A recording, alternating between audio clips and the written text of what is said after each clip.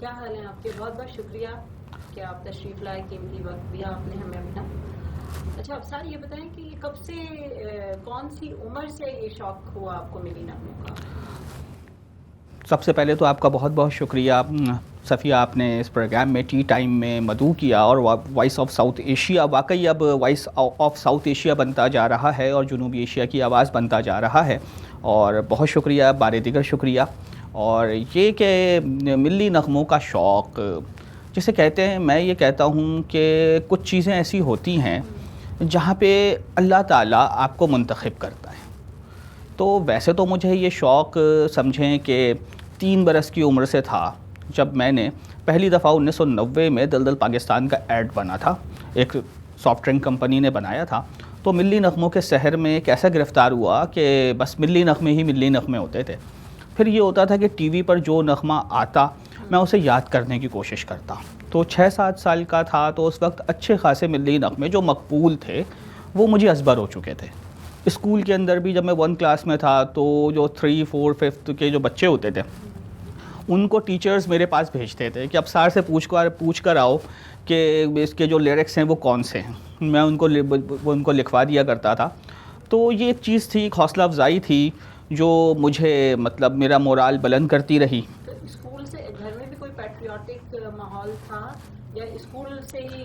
الحمدللہ میرا گھر بڑا پیٹریوٹک ہے، بیکاز میری فیملی میں میرے دادا، میرے والد صاحب، یہ سب کے سب صحافت سے وابستہ ہیں۔ دادا میرے صحافی اور پاکستان کے بڑے مطلب کالم نگاروں میں نام آتا تھا، اور ہمیشہ انہوں نے جب حکومت وقت کے خلاف لکھا تو ان کو مطلب صعوبتیں بھی انہوں نے سہیں۔ پھر والد صاحب نے بھی ان کے قلم کو تھاما۔ تو ہم نے جب بچوں کو یہ کہتے ہیں نا، جب شیر، گیدڑ، مطلب جن بھوت کی کہانیاں سنائی جاتی ہیں، تو اس زمانے میں ہمیں عزیز بھٹی، ایم عالم، سلطان محمود غزنوی، محمد بن قاسم، ان لوگوں کی ہمیں کہانیاں سنائی جاتی تھی، اور تو بچپن سے ایک اٹریکشن جو تھی وہ تاریخی واقعات کی طرف تھی، اور یہی چیزیں پاکستان کی سبز رنگت میرے دل کے اندر اتار رہی تھیں۔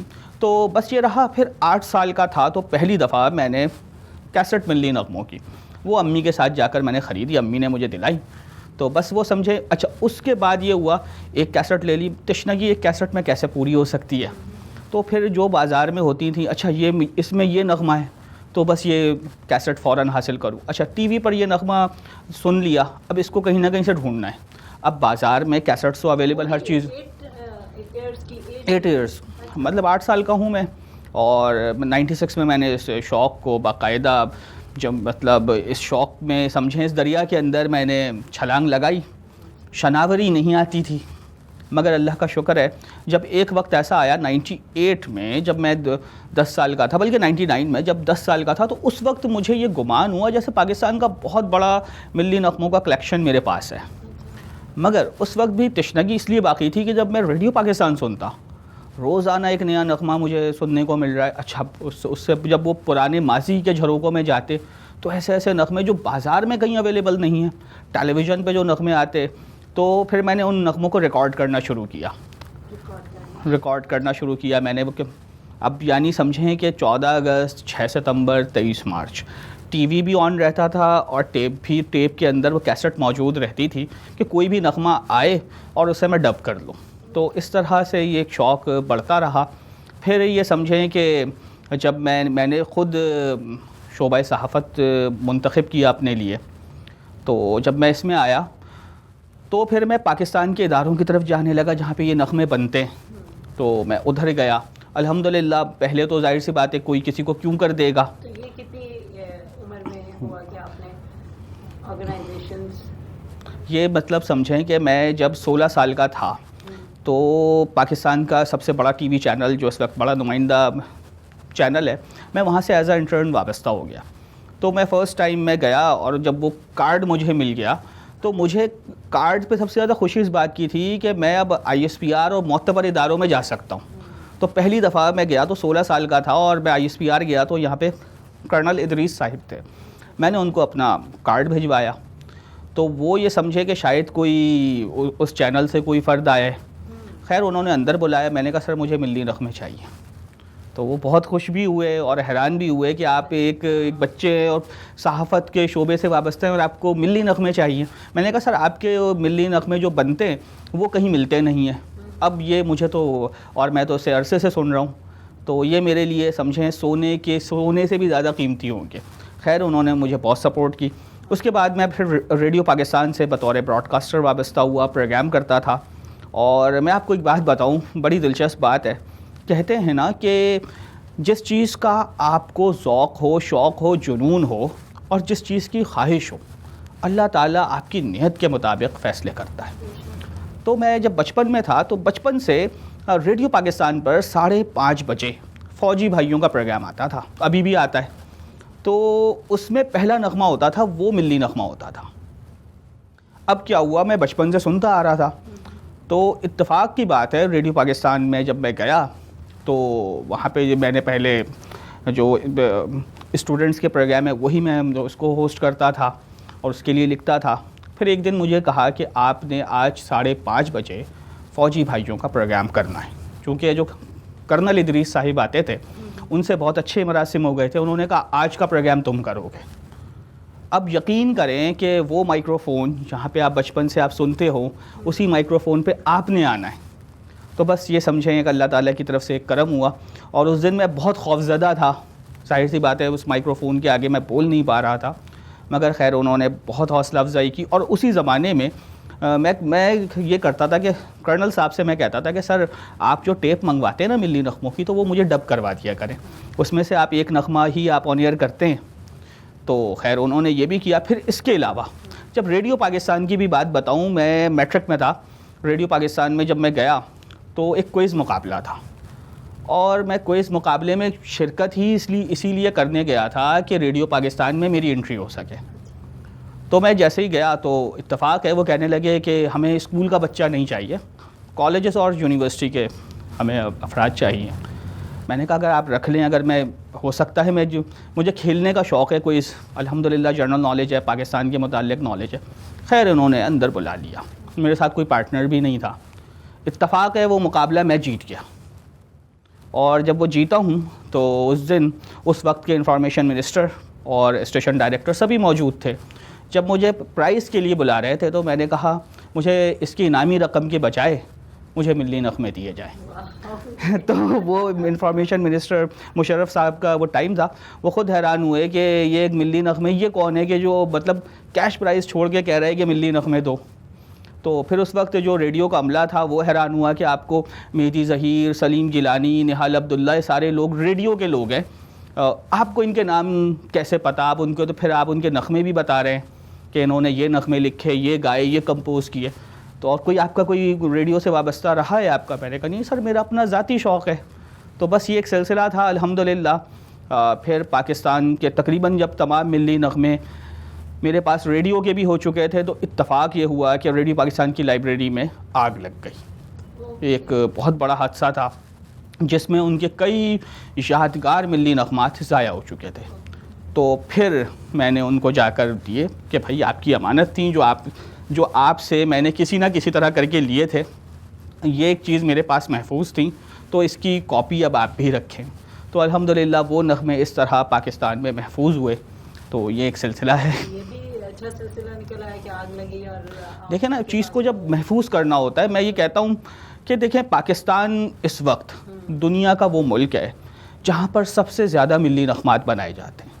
اور بہت سارے لوگ آج کل آپ نے دیکھا ہوگا سوشل میڈیا پہ یہ بھی ایک مفروضہ چل رہا ہے کہ ہم صرف ملی نغمے ہی گا رہے ہیں، دنیا کہاں سے کہاں پہنچ رہی ہے، ہم ملی نغمے گا رہے ہیں. تو یہ بھی ایک دیکھیں بہت بڑی سازش ہے. آپ ملی نغموں کی اگر آپ تاریخ دیکھیں نا، ہم اپنی تاریخ کے اوراق کو اگر ہم کھنگالیں اور بہت پیچھے جائیں تو ہمارے ملی نغموں کی تاریخ عہد رسالت صلی اللہ علیہ وآلہ وسلم سے ملتی ہے. جب صحابہ اکرام جنگ میں جاتے تھے تو اشعار پڑھتے تھے. بعد ازاں انہی اشعار پہ جب طبلِ جنگ بجنے لگا، نقارے شامل ہوئے تو وہ ایک بنیادی طور پہ جنگی ترانے ہو گئے. تو وہ جنگی ترانوں سے ہوتے ہوتے ہم ملی نغموں کی اس میں آئے. ہمارے پاس کتنے جو کلیکشن ہے یا پاکستان میں کتنے ملی نغمے بن چکے ہیں؟ دیکھیں بہت دلچسپ سوال ہے یہ آپ کا کہ پاکستان کی تاریخ میں آپ کو پہلے بتاؤں کہ دنیا بھر میں ملی نغموں سے جنگی ترانے بنتے ہیں. پاکستان میں چونکہ ہماری تاریخ جو ہے اسلامی تاریخ سے منسلک ہے، تو یہاں پہ پہلے جنگی ترانے بنے، پھر ہم ملی نغموں کی طرف آئے. تو پاکستان دیکھیں، برطانیہ اپنی 3 صدیوں کی تاریخ پر محیط ان کی تاریخ ہے، اس میں بڑے بڑے ان کے شاہان گزرے، سب کچھ ہوا، مگر ان کے نغموں کی تعداد بھی دیکھیں 1000 سے 1200، اس سے زیادہ نہیں ہے. امریکہ بھی ایسا ہی ہے، 250 سالہ تاریخ ہے. بھارت جو ہے پاکستان کے بعد ہے. دیکھیں وہاں پہ ایک مضبوط ایک میوزک انڈسٹری ہے، بہترین موسیقار ہیں، بہترین شاعر ہیں، نغمہ نگار ہیں، گلوکار بہت بڑے بڑے ہیں. ان کے ملی نغموں کی تعداد بھی 1800 سے 2000، ایک بہت بڑا ریجن ہے وہ. اور میں آپ کو ایک مزے کی بات بتاؤں، بھارت کے ایک موسیقار تھے جنہوں نے ایک نغمہ کمپوز کر رہے تھے انڈو چائنا وار کے بعد 1962 میں. میں اس لیے نام نہیں لینا چاہوں گا کیونکہ ان کی رسپیکٹ بھی ایک ہوتی ہے وہاں کے لوگوں کے لیے، اور بلکہ وہ موجود ہے، وہ خود آپ کے معتبر ویب سائٹس پہ وہ خود ان کے بیان موجود ہے. ان کو یہ کہا گیا کہ آپ بھارت کے لیے ایک ملی نغمہ کمپوز کرتے ہیں. تو انہوں نے کہا، اور بھارتی آرمی نے کہا کہ قوم کا جو جذبہ ہے وہ بالکل فلاپ ہو چکا ہے، تو اب ہمیں ملی نغمہ بنانا ہے، قومی نغمہ بنانا ہے، آپ آئیے اور آپ اس نغمے کو بنائیں.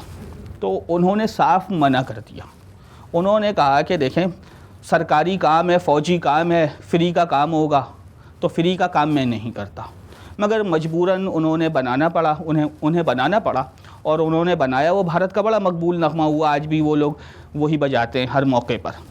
اور پاکستان میں دیکھیں جنگ ستمبر کا آغاز ہوتا ہے، آپ یہ سمجھیں کہ ہر فرد، ہر فنکار آواز کے مورچے پر آ گیا، کسی نے ایک پائی نہیں لی. ملکہ ترنم نور جہاں جو اس وقت ایک فلمی ٹریک ریکارڈ کروانے کے 4500 روپے لیتی تھی، انہوں نے 17 دن میں 10 نغمات ریکارڈ کروائے اور ایک پائی پیسہ نہیں لیا. اس کے علاوہ ایک واقعہ میں ہمیشہ ہر جگہ بتاتا ہوں، یہاں پہ آپ کے توسط سے بھی بتانا چاہوں گا کہ ہمارے ملک کے ایک مسیحی گلوکار سلیم رضا، جن کا بہت بڑا نام ہے میوزک انڈسٹری میں، پاکستان کے ابتدائی گلوکاروں میں، بہت خوبصورت آواز ان کی، جنہوں نے شاہ مدینہ بھی جنہوں نے پڑھی، اے دل کسی کی یاد میں، یہ بھی ان کا بڑا مقبول گانا ہے. 6 ستمبر کو سب سے پہلے وہ ریڈیو پاکستان پہنچے اور انہوں نے station director Shams Uddin but صاحب سے کہا کہ مجھے جو ہے کسی طرح محاذ پہ بھیج دے، میں بھی لڑنا چاہتا ہوں اپنے وطن کے لیے. بٹ صاحب نے کہا وہاں فوجی بہت ہیں، تم آواز کا مورچہ سنبھالو. سلیم رضا کہتے ہیں آواز کا مورچہ یہ کیا ہے؟ کہنے کہ تم ترانے گاؤ، چونکہ ترانے ابھی ہمارے پاس موجود نہیں ہیں اتنے. سلیم رضا نے اسی دن سب سے پہلا نغمہ ریکارڈ کروایا. ناصر کاظمی نے اسی دن لکھا تھا کہ ہمارے پاک وطن کی شان، ہمارے شیر دلیر جوان، وہ نغمہ گایا. اس کے بعد سلیم رضا روزانہ 1 سے 2 نغمے ریکارڈ کروا رہے تھے اور 17 دن میں انہوں نے 22 نغمات ریکارڈ کروائے. اور صرف یہی نہیں، ایک ایمان افروز واقعہ، مسیحی گلوکار ہیں، وہ 13 ستمبر کو سیال کوٹ میں گھمسان کی لڑائی جاری تھی. کشور ناہید ایک شاعرہ ہیں اور آج کل بڑی مقبول شاعرہ ہیں ہمارے سینئرز میں. انہوں نے ایک ترانہ لکھا سیال کوٹ کے نام. وہ نغمہ سلیم رضا اور منیر حسین کو ملا کہ آپ نے گانا ہے. سلیم رضا کے بیٹے، ان کا واحد بیٹا تھا، اس کی طبیعت خراب. سلیم رضا اسے اب CMH ہاسپٹل لاہور لے کے جانے لگے. طبیعت بیٹے کی بہت شدید خراب تھی. انہوں نے اپنی موٹر سائیکل پر بیٹے کو بٹھایا، ہاسپٹل جانے لگے. وہ کہتے ہیں کہ میں راوی پل پر پہنچا ہوں تو میں نے فوجیوں کے ٹرک جاتے ہوئے دیکھے. کہنے لگے جب میرے محافظ اپنا مورچہ کمزور نہیں کر رہے تو میں اپنا مورچہ، آواز کا مورچہ کیوں کمزور کروں. بیٹے کو گھر چھوڑا، ریکارڈنگ پر آ گئے، ریکارڈ نغمہ کروایا، گھر پہنچے جلدی سے. اچھا، شمس الدین بٹ صاحب یہ کہنے لگے کہ وہ نہیں آئے گا. منیر حسین جو ان کے ساتھ تھے، انہوں نے کہا وہ آئے گا، کہا کہ اس کے بیٹے کی طبیعت خراب ہے. اتنے میں سلیم رضا بہرحال آئے، نغمہ ریکارڈ کروایا. بٹ صاحب نے کہا گھر واپس جاؤ. مجبوراً سلیم رضا گھر آئے تو دیکھا منظر بدل چکا، بیٹا اس دنیا میں نہیں رہا. سلیم رضا صاحب یہ کہتے ہیں کہ بہرحال جب ان کا تجہیز و تکفین ہو گئی، مغرب کا وقت ہو گیا، تو کہنے لگے میں سب تدفین کے بعد اس وقت میرے دل میں یہ خیال آیا کہ میں یہ نہ کرتا. کہنے لگے کہ بس آنسو بہہ رہے تھے. پھر میں نے کہا کہ جنگ جاری ہے تو کچھ میں خبریں لگا کے سنتا ہوں، آج دن بھر تو خبریں نہیں سن سکا۔ انہوں نے ریڈیو سیٹ آن کیا، کہتے ہیں کہ مغرب کا وقت ختم ہوا تھا اور ابھی رات نہیں ہوئی تھی، تو ان کا وہی نغمہ ریڈیو پاکستان سے گونج رہا تھا، اور اس میں یہ اشعار آتے ہیں، کرسچن گلوکار ہیں، اب جب شام کو اذانوں سے گونجے ہیں بستیاں، گھبرا کے لوٹ جاتی ہیں دشمن کی ٹولیاں، کرتے رہو نماز ادا یوں ہی صبح و شام، اے اہل سیالکوٹ تم کو میرا سلام۔ سلیم رضا کہتے ہیں کہ میں اپنے بیٹے کا غم بھول چکا تھا، دوبارہ ریڈیو پاکستان میں تھا، اور اس طرح انہوں نے صرف 17 دن کے اندر 22 نغمات ریکارڈ کروا کر پاکستان کا ایک منفرد اعزاز اپنے نام کیا۔ پاک فضائیہ کے لیے بھی انہوں نے گایا، میجر عزیز بھٹی کا واحد خراج تحسین تھا، تو ہے عزیز ملت تو ہے نشان حیدر، احسان ہے تیرا ہم پر اے قوم کے دلاور، یہ بھی سلیم رضا صاحب نے گایا۔ لاہور کے لیے انہوں نے گایا، سیالکوٹ کی جنگ کے لیے وہ نغمہ سیالکوٹ، اے عرض سیالکوٹ تم کو میرا سلام، اور سیالکوٹ تو زندہ رہے گا، یہ وہ نغمے تھے جو بے حد مقبول ہوئے۔ بالکل، تو یہ وہ لوگ ہیں۔ اور پاکستان میں کراچی میں دیکھیں، ایک 17 سال کا آرٹسٹ تھا جس کا نام تھا تاج ملتانی، انہوں نے 17 دن میں 19 نغمات ریکارڈ کروائے، اور پھر ایک پائی بھی کسی نے نہیں لی، بلکہ جو ان کو چیکس بھی ملے ان سب نے جا کے جو دفاعی فنڈ تھا وہاں پہ جا کے جمع کروا دیے۔ کہتے تھے کہ قومی نغمہ گانا ہمارے لیے ایک اعزاز ہے۔ تو دیکھیں یہ ہمارا ایک شناخت ہے ہماری قومی نغمے بنیادی طور پر قوم کے ایک احساس کی ترجمانی کرتے ہیں، اور جب مشکل وقت آتا ہے تو قوم کا حوصلہ بڑھاتے ہیں۔ تو یہ ایک چیز آج کل ہمارے یہاں سوشل میڈیا پہ اس طرح کی خبریں وائرل ہو رہی، تو بالکل قومی نغمات ہمارا وہ دیکھیں نا، شاعری کیا ہے بنیادی طور پہ؟ شاعری نفس کی تہذیب کا نام ہے، اور وہی جو نفس کی تہذیب ہماری جب قومی تہذیب سے ہم آہنگ ہوتی ہے تو ملی نغمے ایسے شاندار بنتے ہیں کہ آپ کسی بھی دور کا ملی نغمہ سنیں آپ کے دل پر جاگزیں ہو جاتا ہے۔ بالکل، اب کنٹینیو کرتے ہیں، جی بالکل، بریک کے بعد واپس آتے ہیں، اب ساتھ سے بات کرتے ہیں۔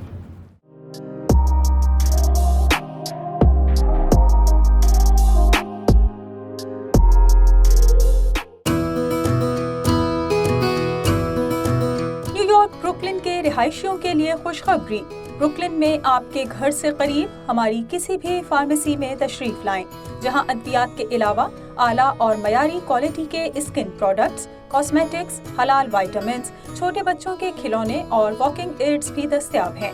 ہماری تمام فارمیسیز میں تمام بڑے کریڈٹ کارڈز اور انشورنس قابل قبول ہیں۔ اپنی سہولت کے مطابق آج ہی تشریف لائیں۔ تیز pharmacy, 834 Coney Island, Brooklyn, New York. Phone number 7182840100۔ Naz pharmacy, 731 Coney Island avenue, Brooklyn, New York. Phone number 7182844200۔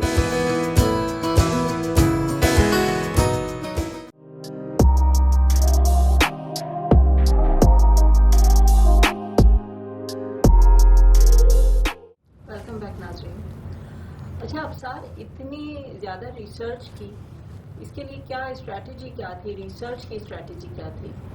دیکھیں میں یہ کہتا ہوں، بہت سارے لوگ یہ کہتے ہیں ریسرچ میتھڈ یہ ہوتا ہے۔ میں یونیورسٹی کے زمانے سے جب میں پڑھ رہا تھا، اور میں یہ کہتا ہوں دیکھیں کوئی میتھڈالوجی نہیں ہوتی، مطالعہ سب سے بڑی چیز ہے۔ آپ کو جہاں بھی اگر تحقیقی نکات ملے اسے آپ یکجا کر لیں اور اسے آپ ذہن نشین کر لیں۔ ذہن نشین کرنا سب سے بڑی بات ہے، ورنہ کتابوں میں تو سبھی کچھ موجود ہے۔ تو پھر میں نے یہی کرنا شروع کیا، ملی نغموں کے متعلق جہاں سے مجھے کوئی آرٹیکل مل جاتے، کوئی تحقیقی مواد مختلف کتابوں سے ڈھونڈا۔ پھر سب سے بڑی چیز یہ تھی ریڈیو پاکستان کی تاریخ گمگشتہ ان کے کباڑ خانوں میں پڑی تھی، کسی نے کوئی توجہ دی نہیں تھی، بلکہ پاکستان کا پہلا قومی نغمہ کون سا ہے اس بابت بھی کسی کو مطلب کوئی سند کے ساتھ کوئی بات نہیں کرتا تھا۔ بہت سارے لوگ مختلف نغموں کی بات کر رہے تھے۔ میں نے جو ہے پرانے لوگوں کے انٹرویوز نکالے، پھر لاک شیٹس نکالی ریڈیو پاکستان کی، اور ریڈیو پاکستان کا جو ماہنامہ ہے آہنگ، جو اس وقت پاکستان جب آہنگ شروع ہوا تھا تو 15 روزہ تھا، تو میں نے وہاں سے ان کی لاک شیٹس نکالی۔ وہاں پھر اس کے بعد سمجھیں کہ علامہ شبلی نعمانی رحمۃ اللہ علیہ نے ایک بڑی اچھی بات کہی ہے کہ تحقیق کے لیے چونٹی کے منہ سے دانہ دانہ جمع کر کے خورمہ تیار کرنا ہوتا ہے. تو بس یہ سلسلہ تھا. پھر اس کو میں نے کہ کسی طرح ڈاکومنٹس کی مطلب شکل میں آ جائے تو میں ایسا ہوا کہ ہرڈلز آ رہی ہیں اور مایوسی بہت ہرڈلز آپ سمجھیں مشکلات کا پہاڑ. اور میں ایک جس ٹی وی چینل سے وابستہ تھا, میں آج یہ واقعہ ضرور بتانا چاہوں گا پہلی دفعہ جی ضرور کہ میں جس چینل سے وابستہ تھا پاکستان کا ایک بڑا چینل ہے. تو وہاں پر 2011 کی بات ہے اور ٹکٹ چل رہا تھا کہ اگر آپ نے پاکستان کے لیے کچھ منفرد کام کیا ہے تو آپ ہم سے ضرور رابطہ کریں. اگست کا مہینہ تھا. اچھا میں نے بھی سوچا کہ میرے پاس ایک نغموں کا ذخیرہ موجود ہے, مگر وہ صرف میری اپنی ذات تک تھا. مگر بہرحال ایک دن میں نے دیکھا کہ ایک صاحب ہیں, کوئی بھارتی گانوں کا کلیکشن موجود ہے ان کے پاس, وہ بیٹھے ہوئے ہیں. تو مجھے بھی ایک تقویت ملی کہ کیوں نہ میں رابطہ کرتا ہوں. بہرحال وہ چونکہ مجھے نہیں جانتے تھے ڈپارٹمنٹ, آپ تو چونکہ خود میڈیا سے وابستہ ہیں, آپ کو پتہ ہے ڈپارٹمنٹ کے آپس میں کوارڈینیشنز بھی نہیں ہوتی. تو وہ مارننگ شو کی ٹیم تھی, تو میں وہاں ان کے پاس گیا. تو میں نے اپنا تعارف نہیں کروایا کہ میں کون ہوں. میں نے ان کے جا کے پروڈیوسر سے ملا تو انہوں نے میرا بڑا مذاق اڑایا, کہنے کہ یہ بھی کوئی کرنے کا کام ہے.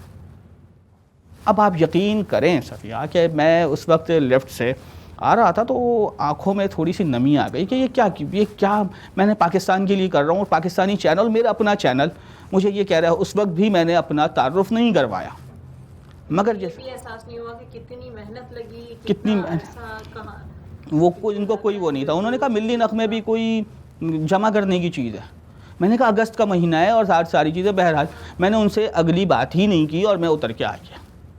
اب جب میں آ رہا ہوں تو نمی تھی, مگر کہتے ہیں کہ اللہ تعالیٰ آپ کی نیت دیکھتا ہے اور آپ سے نا کوئی بڑی چیز آپ کے لیے رکھی ہوتی ہے اس نے. آپ یقین کریں اس واقعے کو 3-4 مہینے گزرے تھے, وائس آف امریکہ نے سب مجھ سے خود رابطہ کیا. میرا کوئی وہاں پہ کوئی لنک نہیں. بی بی سی نے رابطہ کیا. بی بی سی اور وائس آف امریکہ نے جب میرا تعارف کروایا تو پھر پاکستانی میڈیا کو سمجھ میں آیا کہ یہ کوئی فرد ہے. اس سے پہلے بس وہ ایک اتفاق ہے کہ پاکستان کے جب میں آفس میں بیٹھا ہوتا تھا تو جو میرے فارغ اوقات ہوتے تھے تو میں نے ایک ویب بلاگ پر میں نے بلاگ اسپاٹ پر ایک ویب سائٹ بنائی تھی, پاک پیٹریوٹک لائبریری. وہ میں کر رہا تھا. اور یہ میں بتا دوں کہ یہ بھی سمجھیں کہ دنیا میں یہ واحد مختص ویب سائٹ ہے کسی بھی ملک کی قومی نغموں کے لیے. دنیا میں ابھی تک کسی ملک نے اپنے قومی نغموں کے لیے مختص ویب سائٹ نہیں بنائی. یہ پاکستان کو اعزاز حاصل ہے جس میں اللہ تعالیٰ نے مجھے قبول کیا, مجھے منتخب کیا. تو بس یہ اللہ کا شکر ہے. تو پھر اس کے بعد جب یہ میڈیا, جب انٹرنیشنل میڈیا نے جب توجہ دی, آپ کو پتہ ہے یہاں پہ انٹرنیشنل آپ جب ٹیگ لگائیں گے تو آپ کو کوئی پھر حیثیت اور اہمیت ملے گی. تو خیر پھر یہ رہا پھر سلسلہ. پھر 2016 میں پاکستان ٹیلی ویژن نے ایک مقابلہ کروایا قومی نغموں کا. تو اس میں بطور محقق مجھے بٹھایا. ان کا ایک نیا ایک تجربہ تھا. اس میں یہ تھا کہ کنٹیسٹنٹ ملی نغمہ گا کر جاتا, اس کے فوراً بعد ہی فی البدی میں ملی نغموں کی اس نغمے کی تاریخ بتاتا. تو الحمدللہ اس زمانے میں اس وقت سمجھیں کہ ایک مزید پاکستان کی برکت سے ایک شہرت ملی الحمدللہ. پھر میں پاکستان ٹیلی ویژن سے وابستہ ہوا تو پہلی دفعہ ملی نغموں پر تحقیقی کام کا آغاز کیا. پہلی دفعہ نغمات قائد اعظم پر ڈاکومنٹری بنائی, کشمیر پر بنائے گئے نغمات پہ ڈاکومنٹری بنائی, اور اس کے علاوہ جنگ ستمبر کے جو نغمات صرف جنگ ستمبر کے ہوں ان پر ڈاکومنٹری بنائی. پھر 1971 کی جنگ جس کے متعلق کہتے ہیں کہ ہمیں بہت نقصان اٹھانا پڑا اور اس زمانے میں جذبہ نہیں تھا, یہ مفروضہ ہے. جبکہ اس زمانے میں بے شمار قومی نغمات بنے, بلکہ میں سمجھتا ہوں کہ اگر 1965 سے کم نہیں, کچھ سے زیادہ نہیں, اگر 1971 کے تو کم بھی نہیں, بے انتہا ملی نغمے بنے. مگر سب پر صفیہ, سب پہ میں کہتا ہوں افسوس کی بات یہ ہے کہ سب پر امتداد زمانہ کی گرد چڑھ گئی اور وہ سب کے سب سمجھے ماضی کے جھروکوں میں کھو گئے. حالانکہ بہترین موسیقی, بہترین شاعری, بہترین آوازیں, سب کچھ اس کے اندر شامل تھا. مگر بس وہ کہتے ہیں نا کہ چیز دب گئی تو دب گئی, پھر وہ کسی کے ذہن میں نہیں آئی. تو یہ ایک المیہ رہا. الحمدللہ وہ سارے نغمے میرے پاس محفوظ ہیں اور میں سمجھتا ہوں روزانہ اس میں اضافہ ہی ہوتا رہتا ہے. لکھتے بھی ہیں جی, ملی نغمے اللہ کا شکر ہے کتنے ملی نغمے؟ میں نے 18 ملی نغمے اس وقت لکھے ہیں جو موسیقی کے قالب سے ڈھل گئے. ویسے تو لکھے ہیں مطلب کسی اخبار میں دے دیا کہیں دے دیا, مگر جو موسیقی کے قالب سے ہمکنار ہوئے ان میں نے پی ٹی وی کے لیے لکھے, ریڈیو پاکستان کے لیے لکھے, آئی ایس پی آر کے لیے لکھے, اور ضرب عزم کا نغمہ لکھا, رد الفساد آپریشن شروع ہوا اس کا نغمہ میں نے لکھا. اس کے علاوہ پاکستان رینجرز کا جو واحد نغمہ اس وقت ہے جو ان کا آفیشیل نغمہ ہے وہ میں نے لکھا. اس کے 2 ورژن ہیں, جس میں ایک ہے کہ ہم رینجرز کے جوان, رینجرز خود کہہ رہی ہے, اور ایک قوم کی طرف سے کہ یہ رینجرز کے جوان. اس کے 2 ورژن بنے الحمدللہ. ایک شعر آپ مجھے. جی جی, رینجر کا یہ نغمہ بہت مقبول ہوا اور آج بھی پاکستان رینجرز کی ہر تقریب میں وہ نغمہ بجتا ہے, اور اس کا جو ایک شعر ہے بہت مقبول بھی ہوا. اور خاص طور پہ رینجرز کے اہلکار جو ہیں جب بھی ملتے ہیں ان کو پتہ چلتا ہے کہ اس نے لکھا ہے تو وہ بہت رسپیکٹ دیتے ہیں. تو وہ بہت اچھا ہے. بس وہ کہتے ہیں نا کہ اللہ تعالیٰ لکھواتا ہے, تو یہ سمجھے میں نے 15 منٹ میں نغمہ لکھا تھا یہ. تو یہ نغمے کے بول کچھ یوں تھے کہ دیس میں ہم کی ہے پہچان, ہم ہیں رینجرز کے جوان, نگہبان سرحد پاکستان, ہم ہیں رینجرز کے جوان, ہم ہیں بھٹائی قاسم سچل, ہم ہیں بھٹائی قاسم سچل, ہم ہیں غازی جانب منزل, عدو کی غارت کا سامان, ہم ہیں رینجرز کے جوان. اسی کے ساتھ ہم بریک پہ جائیں گے. زبردست وقت ہوتا ہے ایک بریک کا, بریک سے واپس آتے ہیں.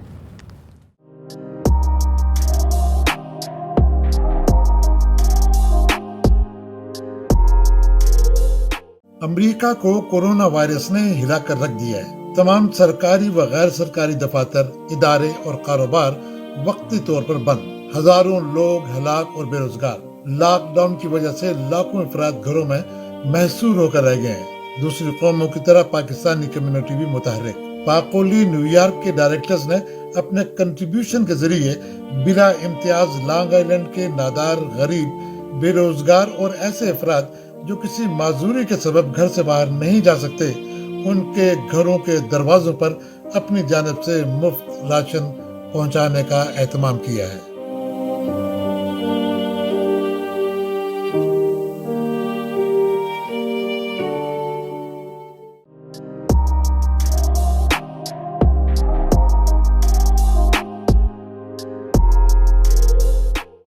ویلکم بیک ناظرین.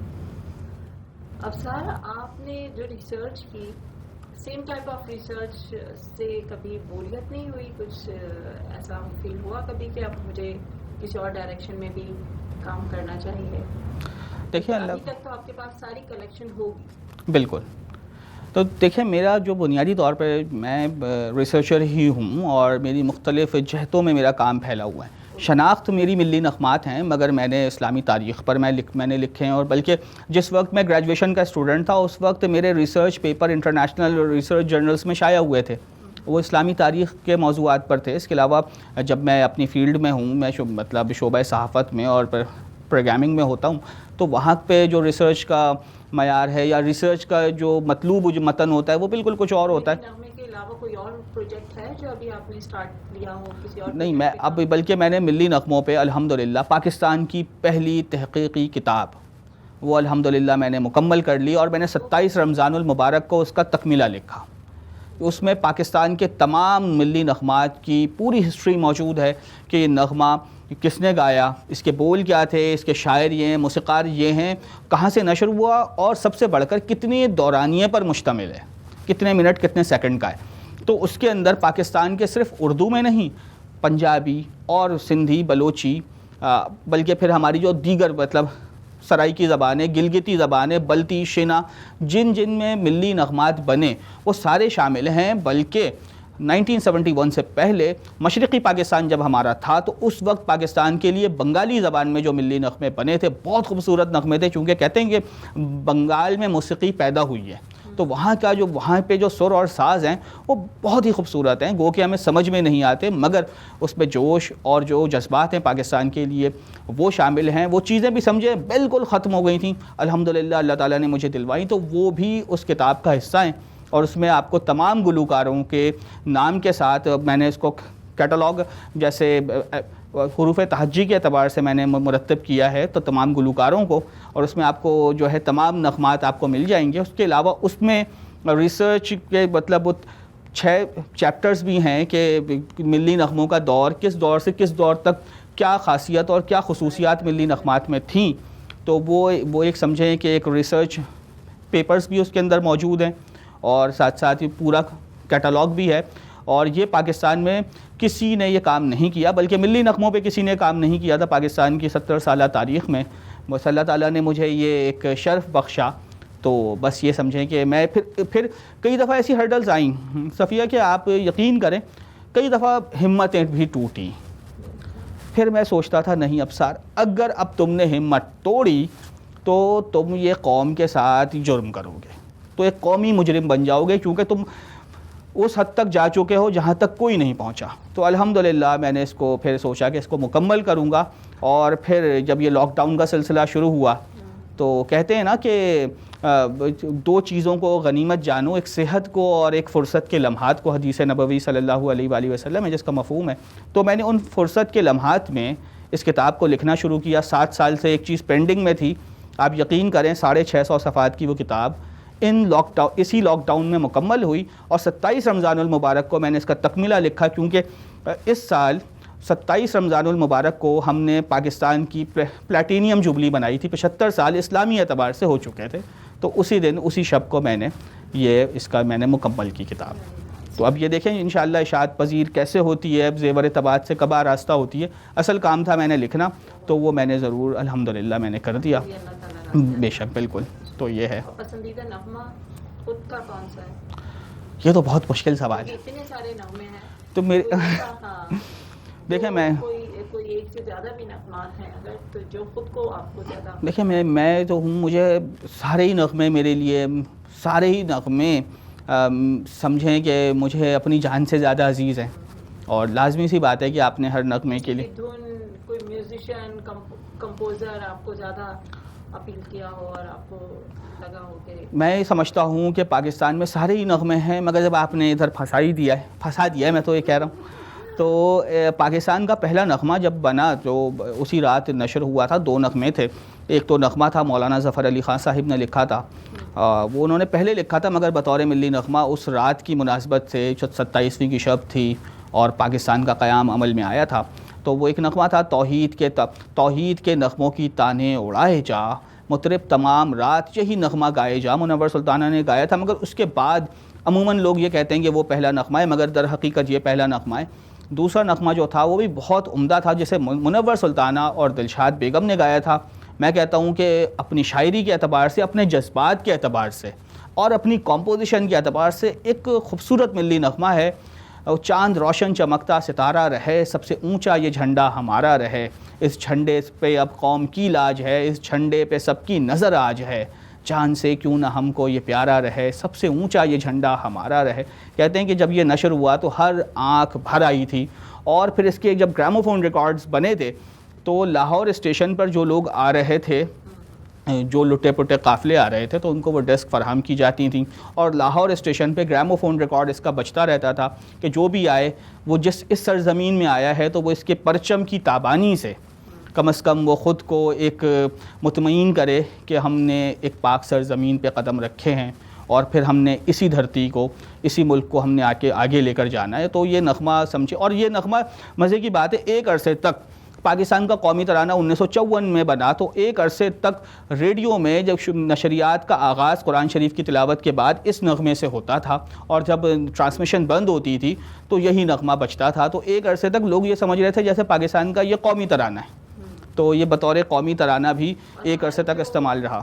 پرانے نغمات ہیں جن کو ہم نے سنا ہی نہیں ابھی تک، ان کو ریمیک کرنے کے لیے کچھ کبھی سوچا کہ بالکل. اور یہ تو ہونا چاہیے. دیکھیں ہمارے ہاں ریمیک اور ریمیکس، ریڈو، یہ جو 3-4 اصطلاحات ہیں، تو ان چیزوں میں دیکھیں ہوتا کیا ہے. میں نئے فنکاروں کو کم از کم کہوں گا کہ آپ وہی نغمے گا رہے ہیں جو اس وقت زندہ ہیں. دیکھیں کاپی جو ہے نا نہیں چل سکتی. آپ خود میڈیا سے وابستہ ہیں، آپ جانتی ہیں. جب ایک چیز زندہ ہو، اسی چیز کی اگر آپ ٹریبیوٹ دے رہے ہیں تو وہ چیز نہیں بن سکتی. وہ ہوتا کیا ہے، سونی دھرتی، جیو پاکستان، دیکھیں ان کی اعلیٰ معیار کی ریکارڈنگز موجود ہیں. آپ ان کو کریں گے، لوگ آپ کو ایک دفعہ سن لیں گے، 2 دفعہ سن لیں گے، جائیں گے اصل نغمے کی طرف. ان نغموں کو لے کر آئیں جو نغمے منظر سے غائب ہو گئے. ہم نے سنے ہی نہیں بالکل. اب جیسے آپ یہ دیکھیں 1971 کی وار سے پہلے ایک بہت مشہور نغمہ تھا سلام پرچم وطن سلام, بہت مشہور تھا. سنگم ہے جان و تن کا, پرچم میرے وطن کا, کمپوزیشن کے اعتبار سے اور اپنی دھن کے اعتبار سے بہت مقبول نغمہ تھا. ایسے کئی نغمے ہیں, ہزاروں کی تعداد میں ہیں. وہ ان نغموں کو اگر آپ نے زندہ کرنا ہے ان نغموں کو زندہ کریں, بجائے یہ کہ آپ بڑے مشہور نغمے ہیں. اب آپ یہ دیکھیں نا کہ مہدی حسن صاحب کے 80 نغمے ہیں, ملی نغمے 80 ہیں, مگر لوگ جب ریڈو کرنے آتے ہیں اپنی جان نظر کروں یہ وطن تمہارا ہے. بے شک وہ نغمے اپنی مطلب گائیکی اور ہر لحاظ سے بہت بلند مقام رکھتے ہیں, مگر دیکھیں وہ نغمے ابھی زندہ ہیں. ان نغموں کی طرف جائیں جہاں پر میں سمجھتا ہوں کہ جو ماضی میں کھو چکے, تو ادھر جب جائیں گے تو ان فنکاروں کو دیکھیں ریئل ٹریبیوٹ اس طرح ملے گا. آپ نے بہت ہی مشہور, چونکہ ہمارے یہاں تو بلکہ افسوس کا مقام یہ بھی ہوتا ہے, میں سرکاری چینل پہ بھی دیکھتا ہوں کہ نغمے کے جب ابھی ایک کسی خاتون نے, ایک بڑی مشہور گلوکار ہے, نام نہیں لوں گا, انہوں نے ہمارا پرچم, یہ پیارا پرچم ریڈو کیا سرکاری چینل کے لیے. وہ کیا پڑھ رہی ہیں, برنگ موج نسیم پرچم, اس کا ایک مصرع ہے, اس میں کیا پڑھ رہی ہیں, مشہور گلوکارہ ہیں, سرکاری چینل ہے, فرنگ موج نسیم پرچم. پہلے جائیں فرنگ پوچھ کر آئیں کہ کیا ہوتا ہے, وہ جا کے انہوں نے پڑھ لیا, لوگوں نے سن لیا. اور اسی طرح اے روح قائد آج کے دن تیشے سے دھنک لہراتے ہیں, مطلب وہ تیشہ فرہاد کا. اب جو ریڈو کر رہے ہیں شیشے سے دھنک لہراتے ہیں. اب آپ یہ بتائیں شیشے سے دھنک کیسے لہرا سکتے ہیں؟ تو یہ بھی ساری چیزیں ہیں کہ نغموں کو پہلے مطلب وہ دیکھ لیں. اور بلکہ ایک اور بہت افسوس کے ساتھ مجھے کہنا پڑتا ہے کہ مشہور کلام اقبال ہے, تجھے یاد کیا نہیں ہے میرے دل کا وہ زمانہ, اس کے اندر ایک مصرع ہے کہ صلائے شہید کیا ہے تب و تاب جاویدانہ. مشہور مصرع ہے.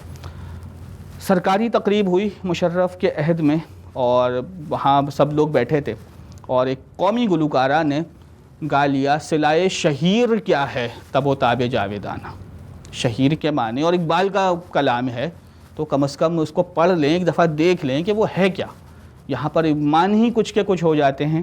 تو یہ بھی چیز ہے. اصل میں وجہ یہ ہوتی ہے جو ریڈو کرتے ہیں انہوں نے نیٹ سے دیکھا, اب انہوں نے اسی کو جا کے ریڈو کر دیا, اور اس میں اس معیار کو دیکھا ہی نہیں کہ وہ گانا کیا چاہ رہے ہیں. اصل میں گوگل ہے, اور گوگل پہ آپ نے جو لیرکس لکھی ہوئی ہیں تو وہ آپ نے اٹھائی ہیں, آپ نے اس کو جا کے مطلب پڑھ لیا. ہمارے یہاں ریسرچ وہی میں نے آپ کو ہاں ریسرچ کا بس میتھڈ ہی انہیں یہ لگتا ہے. ہاں بالکل گوگل ہے. اور دوسری میں آپ کو ایک اور, آپ نے کہا میں بور نہیں ہوتا, تو دیکھیں سب سے بڑی چیز کیا ہے, میں تمام ناظرین کو یہی کہنا چاہوں گا, دیکھیں کبھی بھی انسان نہ تھکتا اور بور ہوتا, کبھی بھی نہ کام سے بور نہیں ہوتا, نہ کام سے تھکتا ہے.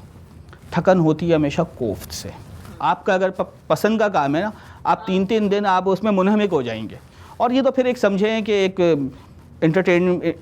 انٹرٹینمنٹ کی ایک سائیڈ ہے, اور یہاں پہ مطلب میوزک بھی ہے, اس میں شاعری بھی ہے, تو انسان کبھی بور نہیں ہوتا. اور پھر ریڈو کے لیے آپ سے کانٹیکٹ کیا جائے, بالکل کیا جائے, بالکل آپ بالکل تمام میل, بلکہ میں یہ کہتا ہوں کہ نئے گلوکار, کئی لوگوں کو میں نے کہا بھی, کچھ لوگ جب وہ کہتے ہیں کہ ہم ریڈو کر رہے ہیں, میں کہتا ہوں کہ اب ایک صاحب تھے, انہوں نے بتایا میں اپنی جان نظر کر رہا ہوں, مہدی حسن کو ٹریبیوٹ دینا چاہ رہا ہوں. تو میں نے کہا ایک بہت اس سے اچھا ملی نغمہ, میں نے کہا وہ ایک اپنی جگہ, اس میں کوئی شک نہیں ہے, اس میں اس کی مطلب بلندی میں, اس کے فنی محاسن میں کوئی شک نہیں ہے. مگر ایک نغمہ میں آپ کو بتاؤں جو مہدی حسن صاحب نے گایا تھا کہ میں ہوں موسیقار وطن کا, میں ہوں موسیقار. ایک موسیقار وہ خود کہہ رہا ہے کہ جب جس کے اندر موسیقار کے جذبات ہیں, اور وہ اپنی شاعری کے اعتبار سے, دھن کے اعتبار سے اور آواز کے اعتبار سے وہ ایک کلاس رکھتا ہے, اب وہ نغمہ گائیں تو وہ نغمہ اس طرح زندہ ہو جائے گا. اپنی جان نظر کروں گو کے دیکھیں, اس کی بھی تاریخ ہے کہ یہ بلیک آؤٹ میں لکھا گیا یہ نغمہ. مسرور انور صاحب نے 8 ستمبر کو جب کراچی پر حملہ ہوا تھا تو وہ PIB میں رہتے تھے, اور انہوں نے اندازے سے لکھنا شروع کیا تھا کیونکہ دیکھ نہیں سکتے تھے, اتنا بلیک آؤٹ تھا. اور وہ صبح جا کر اخبار کے دفتر میں دے آئے, اور پھر وہ نغمہ سہیل رانا کی کمپوزیشن, پہلی جنگی ترانے کی کمپوزیشن تھی, وہ نغمہ جو ہے وہ ریلیز ہوا اور بڑا مقبول ہوا. تو یہ دیکھیں وہ ایک اپنی جگہ ہے, کئی لوگوں نے اسے گا لیا, پھر مہدی صاحب کی آواز میں وہ آلریڈی موجود ہے. تو وہ نغمے گائیں جو مطلب ہر لحاظ سے منفرد ہیں، تاکہ آپ کا بھی نام ہو، اس میں ایک آپ کی اپنی شناخت بھی ہو، اور پھر فنکار کو صحیح ٹریبیوٹ جائے. آپ دیکھیں نا پرابلم کیا ہوتا ہے. ہمارے یہاں اقبال، حضرت علامہ محمد اقبال رحمۃ اللہ علیہ چند اشعار میں، چند نظموں میں پورا اقبال کھو گیا. ہم کیا جانتے ہیں؟ شکوہ جواب شکوہ، طلوع اسلام، بچوں کی کچھ نظمیں. اقبال کا بقیہ کلام آپ جا کے پڑھیں تو آپ کو موجودہ دور کا منظرنامہ دکھائی دے گا. ہم نے اقبال کو پڑھا ہی نہیں ہے. اس طرح ہم نے ہر چیزوں کو پڑھا نہیں، ہم نے صرف اور صرف ایک محدود جہت تک ہم دیکھتے ہیں، اس کے بعد وہ چیزیں، باقی چیزیں جو ہیں وہ منظر سے وہ غائب ہو جاتی ہیں. اب ساتھ اتنی ڈسکشن ہے ابھی آپ سے، اتنی طویل گفتگو ہو سکتی ہے، لیکن ہمارے پروگرام کا وقت بہت جی بالکل بالکل اندازہ ہے. بالکل معذرت کے ساتھ. نہیں بالکل کوئی مسئلہ نہیں. اللہ تعالیٰ پھر کنٹینیو کریں گے انشاءاللہ. اور پھر اس ڈسکشن کو جاری ضرور، رکھیں گے. بالکل. بہت اچھی ڈسکشن رہی. تھینک یو سو مچ. بہت شکریہ. انشاءاللہ تعالیٰ نیکسٹ پروگرام میں نیکسٹ گیسٹ کے ساتھ آپ سے پھر ملاقات ہوگی. اجازت دیجیے.